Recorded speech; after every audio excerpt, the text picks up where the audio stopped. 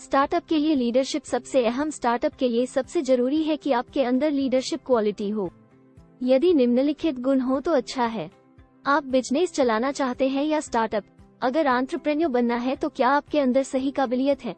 एक कामयाब एंटरप्रेन्योर में ऐसे गुण होते हैं जो उनके व्यक्तित्व का हिस्सा होते हैं और कामयाबी दिलाते हैं।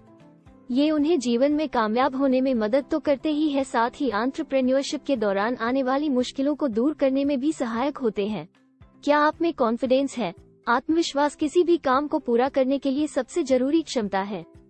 इसका ये भी मतलब है कि आपको अपनी क्षमताओं पर भरोसा करना होगा। आत्मविश्वास एक एंटरप्रेन्योर को कस्टमर तक पहुंचने और उनसे प्रोडक्ट या सर्विस के बारे में उनकी प्रतिक्रिया मांगने में मदद करता है।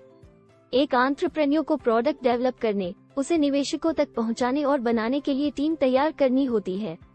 उसमें इतना आत्मविश्वास होना चाहिए कि अपने विजन में सबका भरोसा जगा सके। ये भी ध्यान रखना चाहिए कि ओवर कॉन्फिडेंस न हो।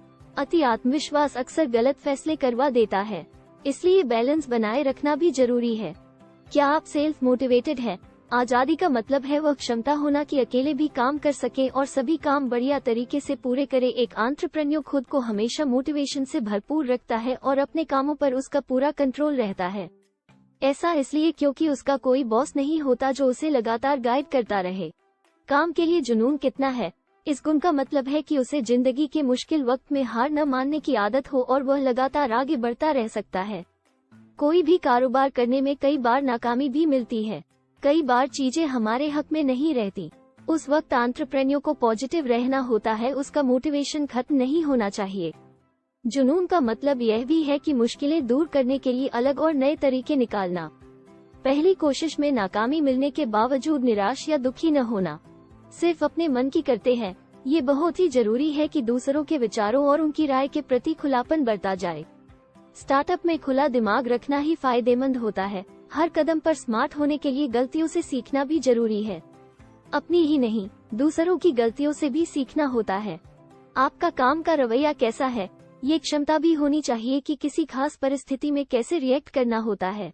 एंटरप्रेन्योर का एटीट्यूड ही ये तय करता है कि अगर विपरीत परिस्थिति आई या जब वक्त अपने हक में न हो तो वह कैसे काम करेगा। एक एंटरप्रेन्योर एक एम्प्लॉय की तरह काम नहीं करता। वह खुद फैसला लेता है और दूसरों को उसे मानने के लिए मोटिवेट करता है।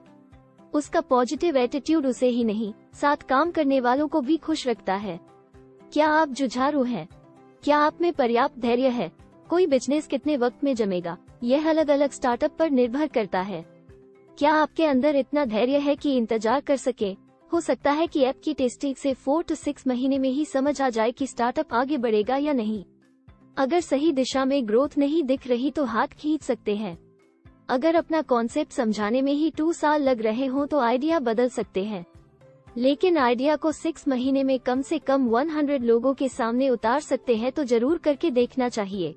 वैसे तो अब ऐसे टूल भी आते हैं जो फटाफट डिजिटल स्टोर बना देते हैं। खुद के ऐप की जरूरत नहीं होती।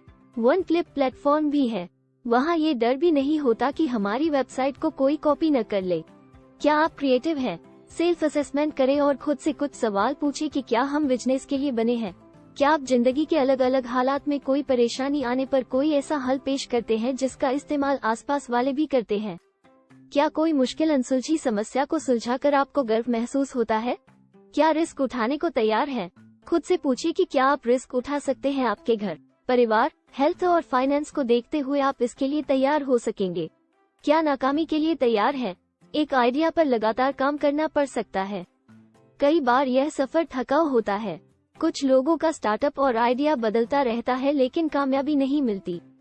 इलॉन मस्क जैसे भी उदाहरण है जो एक बार अच्छी खासी कमाई गंवाने के कगार पर पहुंच गए थे। कई बार सारी प्लानिंग के बावजूद भी कारोबार घाटे में चला जाता है। क्या आप हर बुरी स्थिति को संभालने के लिए तैयार हैं? फिल स्क्वायर लोगों को अपने साथ लेकर चलने की क्षमता, 12 से 16 घंटे तक लगातार काम करने की क्षमता। फिल स्क्वायर घर परिवार की तरफ से फ्री, वहाँ किसी जिम्मेदारी, बीमार आदि के लिए वक्त देने की जरूरत नहीं।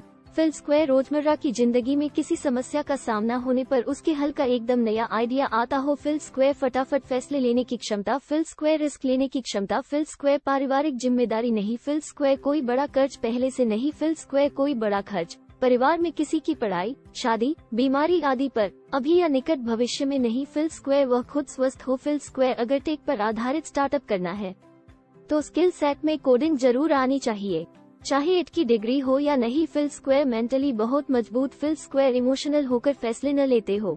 जब स्टूडेंट को करना हो स्टार्टअप, पढ़ाई में आप जैसे भी हो, अगर मेहनत और स्मार्ट तरीके से काम किया तो स्टार्टअप में बढ़िया कर सकते हैं।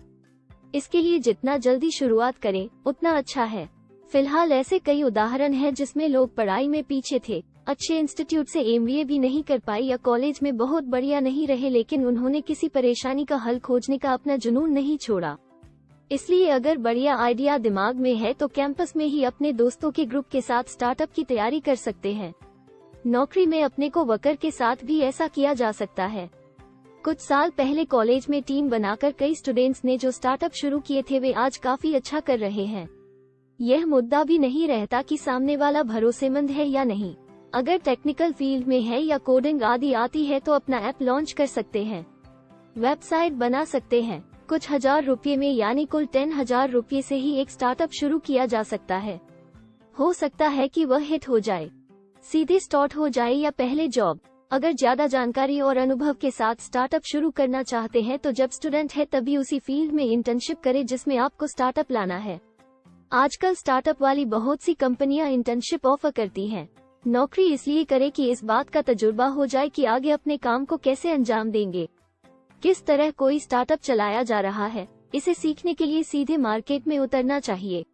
अगर किसी को कंज्यूमर इंटरनेट पर काम करना है और उसे नहीं पता कि उस फील्ड में कैसे काम होता है, कैसे समस्या हल की जाती है, तो अपना स्टार्टअप कैसे चलाएंगे। जब स्टार्टअप की तैयारी करें तो नेटवर्किंग पर ध्यान देना शुरू कर दें। आगे चलकर अच्छे लोगों को अपने साथ जोड़ सकते हैं। किसी छोटी कंपनी में इंटर्नशिप करेंगे तो वहां हर रोल में ज्यादा सीखने को मिलेगा। आगे चलकर नौकरी में भी उसका फायदा मिलेगा। इससे स्किल भी डेवलप हो जाते हैं। जॉब छोड़कर करना हो स्टार्टअप, नौकरी पेशा से कारोबारी बनना बहुत बड़ा कदम है। इसके लिए पूरी योजना बनाकर काम करें। जॉब में एक दिन में 10 से 12 घंटे काम करते हैं तो हाथ में सैलरी ही मिलती है। इसी बात से मोटिवेशन आता है कि अपने लिए काम किया तो ज्यादा अच्छा कर पाऊंगा। अगर टीम होती है तो उसे भी मोटिवेट करते रहना होता है। अगर कोई शख्स परिवार की जिम्मेदारियां उठा रहा है तो उसे सोचना पड़ता है कि नौकरी छोड़कर काम करे या नौकरी के साथ साथ ही काम शुरू करे। अच्छा तो यही है कि नौकरी छोड़कर ही स्टार्टअप करे, लेकिन एजुकेशन लोन हो, घर की किस्तें हो या परिवार को देखते हुए नौकरी के साथ ही कर सकते हैं। रिस्क कम करने के लिए जिस क्षेत्र की जानकारी है, जिसमें काम किया है, उसी क्षेत्र में स्टार्टअप करें। इसलिए अगर आपने तय कर ही लिया है कि कुछ शुरू करना है लेकिन अपनी जिम्मेदारियों की वजह से नौकरी छोड़कर नहीं कर सकते तो अपने किसी साथी या को इन्वेस्टर को तैयार करें और इस काम में कूद पड़ें। स्टार्टअप पर सरकारी पहल साल 2017 के बाद से स्टार्टअप की परिभाषा बदली है। सरकार ने स्टार्टअप इंडिया प्रोग्राम भी शुरू किया है जिसके बहुत सारे फायदे हैं। इसके लिए अपने स्टार्टअप का startup.gov.in पर रजिस्ट्रेशन करा सकते हैं। नोटर अगले भाग में हम जानेंगे कि स्टार्टअप के लिए आइडिया का चुनाव कैसे करें और कैसे उस पर काम शुरू करें। Thanks for watching.